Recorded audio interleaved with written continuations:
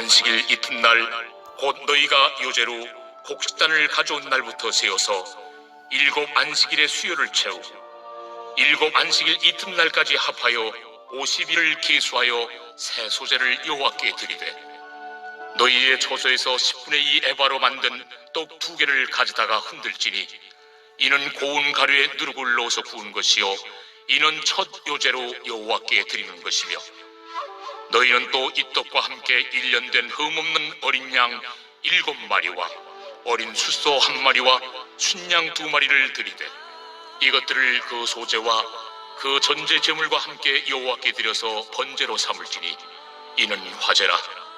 여호와께 향기로운 냄새며 또 순념소 하나로 속죄제를 드리며 1년 된 어린 순양 2마리를 화목 제물로 드릴 것이요 제사장은 그 첫 이삭의 떡과 함께 그 2마리 어린 양을 여호와 앞에 흔들어서 요제를 삼을 것이요 이것들은 여호와께 드리는 성물이니 제사장에게 돌릴 것이며 이날에 너희는 너희 중에 성의를 공포하고 어떤 노동도 하지 말지니 이는 너희가 그 거주하는 각처에서 대대로 지킬 영원한 규례니라. 너희 땅에 곡물을 베일 때 반모퉁이까지 다 베지 말며 떨어진 것을 줍지 말고 그것을 가난한 자와 거류민을 위하여 남겨두라. 나는 너희 하나님 여호와이니라. 여호와께서 모세에게 말씀하여 이르시되 이스라엘 자손에게 말하여 이르라. 7째 달 곧 그 달 첫날은 너희에게 쉬는 날이 될지니 이는 나팔을 불어 기념할 날이요 성회라. 어떤 노동도 하지 말고 여호와께 화제를 드릴지니라. 계속해서 이스라엘의 절기들을 한번 살펴보도록 하겠습니다. 어제 본문에서는 1월 1일에 유월절을 지켰고 1월 2일부터 7일간 무교절을 지켰고 또 1월 2일부터 미래 추수가 시작되는데 그때 처음 이삭을 하나님께 드리는 것, 즉 초실절을 살펴보았습니다. 오늘 본문 15절에서 22절까지는 77절이라는 그런 규례에 관해서 말씀하고 있습니다.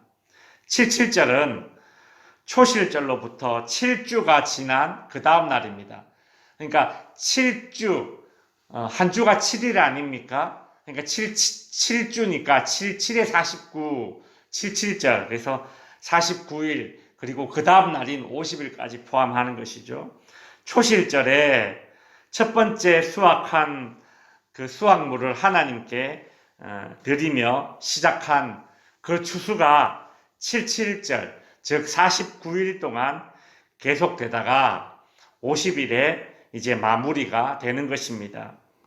신약에 와서 이 77절을 오순절이라고 그렇게 이제 불리어졌습니다.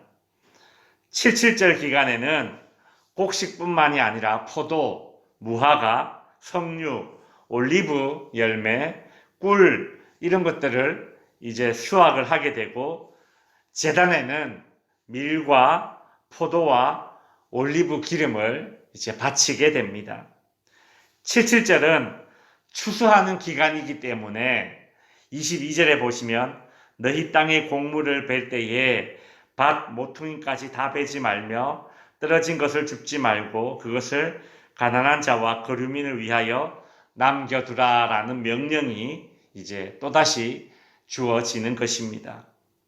추수를 하면서 하나님의 공급에 대해서 감사하는 날에 가난한 자들의 필요를 돌보도록 하기 위해서 하나님께서 이런 명령을 또 추가적으로 내리시는 것이죠. 초실절이 예수님의 부활과 관련이 있었습니다. 예수님께서 부활의 첫 열매가 되셨기 때문입니다. 예수님께서 부활하시고 승천하시고 난 이후에 49일이 지나고 오순절에 마가다락방에 120명의 성도들이 모여서 기도할 때에 그들에게 성령이 임했습니다. 예수님께서 초실절에 그 첫 열매가 된다면 이들 오순절에 120명이 모인 이 성도들, 77절에 모인 이 성도들은 성령으로 추수된 그런 열매들이라고 할 수가 있을 것입니다. 23절부터 25절까지는 나팔절에 관한 내용이 나오고 있습니다. 이스라엘의 절기는 1월달과 7월달에 집중적으로 몰려 있는데 앞에서 살펴본 6월절, 무교절, 초실절, 77절은 1월부터 3월까지 다 이렇게 들어있는 그런 절기입니다. 그러나 23절에서 25절까지 나오는 나팔절은 7월 달에 있는 절기입니다. 24절에 보시면 이스라엘 자손에게 말하여 이르라 일곱째 달 곧 그 달 첫날은 너희에게 쉬는 날이 될지니 이는 나팔을 불어 기념할 날이요 라고 하지요. 우리나라는 구정이라고 해서 2월에 새해가 시작되지 않습니까? 이스라엘은 7월 1일을 새해 첫날로 기념하고 있습니다. 우리나라의 첫날처럼 구정처럼 이스라엘은 7월 1일이 그들에게 새해 첫날입니다. 새해 첫날 7월 1일에는 수량의 뿔로 만든 나팔을 불어서 새해를 선포합니다. 그래서 그날을 나팔절이라고 부릅니다. 구약의 이스라엘 백성들이 출애굽해서 광야에서 행진할 때에도 성막 위에 하나님의 구름이 떠오르면 이스라엘 백성들이 행진했는데 그때도 나팔을 불었죠. 그러니까 하나님과 늘 동행하는 것을 의미하는 것이 바로 나팔을 부는 것입니다. 나팔절은 신약에 와서는 예수님의 재림과 이것이 연결이 됩니다. 데살로니가전서 4장 16절 17절에서 바울은 이렇게 말합니다. 주께서 호령과 천사장의 소리와 하나님의 나팔로 친히 하늘로 쫓아 강림하시리니 그리스도 안에서 죽은 자들이 먼저 일어나고 그 후에 우리 살아남은 자도 저희와 함께 구름 속으로 끌어올려 공중에서 주를 영접하게 하시리니 그리하여 우리가 항상 주와 함께 있으리라 라고 하죠. 나팔 소리와 함께 새해가 시작되듯이 예수님께서 하나님의 나팔 소리와 함께 재림하시면 새로운 역사가 열리는 것입니다.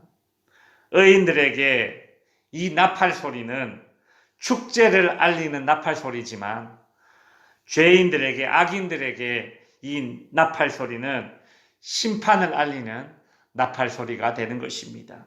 말씀을 정리하겠습니다.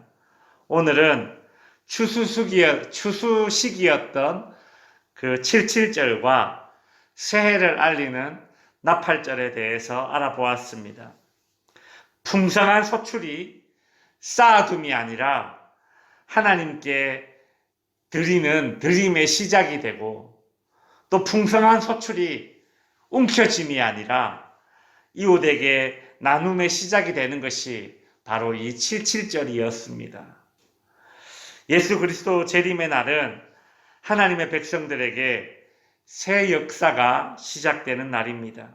하나님의 나팔 소리가 하나님의 백성들에게는 심판을 알리는 소리가 아니라 축제를 알리는 기쁜 소리, 반가운 소리가 될 것입니다.